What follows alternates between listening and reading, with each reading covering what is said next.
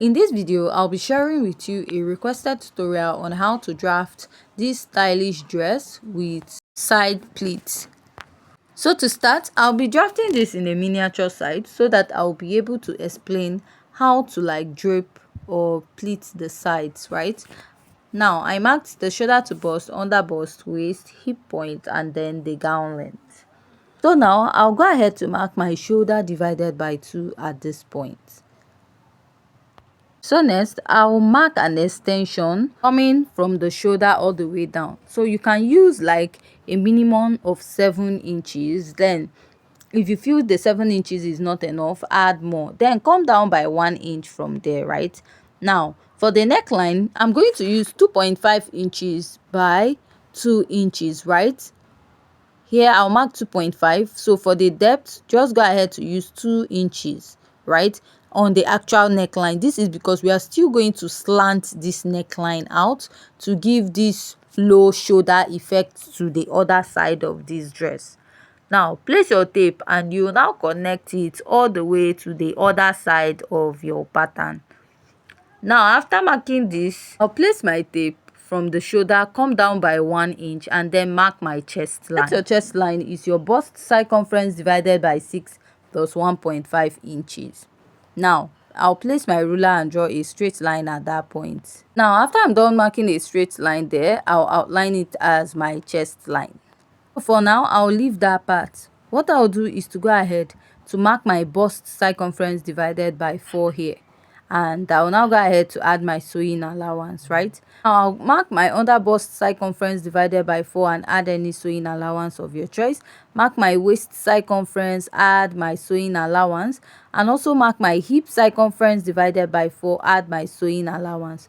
Whatever I have on the hip, I minus 1 inch from it and I marked it all the way to the lower part.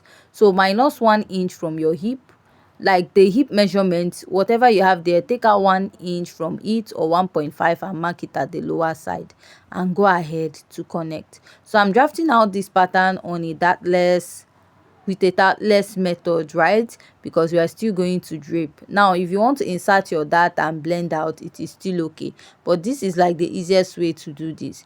Now notch your neckline and go ahead to cut out. Now after cutting out, we'll go ahead to alter the rest of the pattern. So if you notice, I cut this out from the bust area, so I'll still go ahead to readjust, notch the neckline and the shoulder point. Go ahead and complete the neckline of the dress. Now let's work on this other side of this pattern. Now the measurement I have at my shoulder, I'll place my tape here and I will mark. Now I'll place my ruler and I'll connect this all the way up. After I'm done connecting at this point, I'll divide this into 2, right? Come in by ½ inch, and I'll go ahead to connect from the shoulder, connect it to the midpoint and all the way to the armhole of the dress. Now after marking that, I'll go ahead to mark back my bust circumference here with my sewing allowance, right? And what I'll do is to connect it back. So the part we are working on is this part that does not have an extension towards the armhole or sleeve of this dress, or shoulder of this dress rather. Now from this shoulder of this dress, you notice that the other side, the sleeve extended more. So from that shoulder, come out by 2 to 3 inches and connect it to the neckline here, right? So here is the neckline. While connecting, exceed your shoulder by 2 to 3 inches at this side. If you feel that 2 to 3 inches is not enough, go ahead to extend it more, right? Now after marking that, you're left with very little at the shoulder. So we have something that looks like a slight pleat there also. Now from this part, I will now extend it towards the armhole of my pattern, right? I'll just mark. So when you're connecting, please come in a little so that you can have your sewing allowance, so that when you're joining your dress, when you're sewing your dress, you just sew out the sewing allowance by the side, right? If it's ½ inch, 1 inch, and then it will leave the armhole open. Now I'll just cut this out and this is what I have. Now you just have that slight pleat, or I don't know whether it's a ruche, but there's a slight pleat there. You can create it with the shoulder of this dress when you're making yours. So now I'm going to use this pattern to draft out the back pattern of this dress, and apart from that, we are going to go ahead to create like a slash and spread by the side also. So you're going to extend a slash line all the way from this side going towards the other end of your pattern, which you're going to go ahead to cut this open. But before going ahead to like cut out this slash line, I'll use this pattern to trace out for the back. Now get another pattern paper and mark out your zipper allowance. When you mark it out, pin it out. So let's say your zipper allowance is 1.5 to 2 inches, pin it out. Now take the initial pattern that you have already, use it to trace out the back.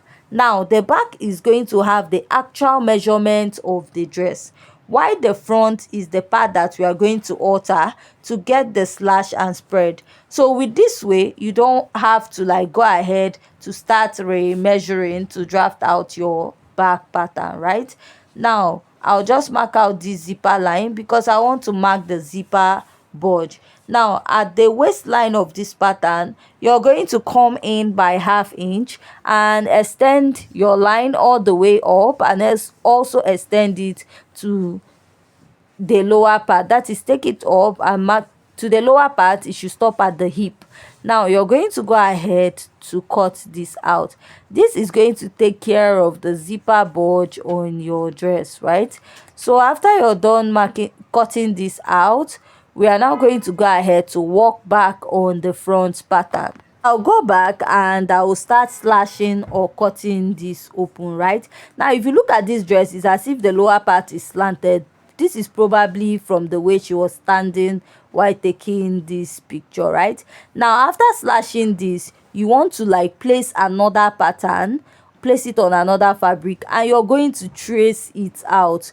With that way, this side that has pleats will be longer. When you're joining this dress, to make sure that the side of the front and the back meets. Now after doing the slashing and drafting on another fabric, like placing it on another fabric, when you're sewing the dress, this back pattern is the exact measurement of this dress. All you have to do is just place it and then pleat it back so that the pattern by the side of the front will match that of the back. Now when you pleat it out to sew, that is how you're going to create this pleated effect on it.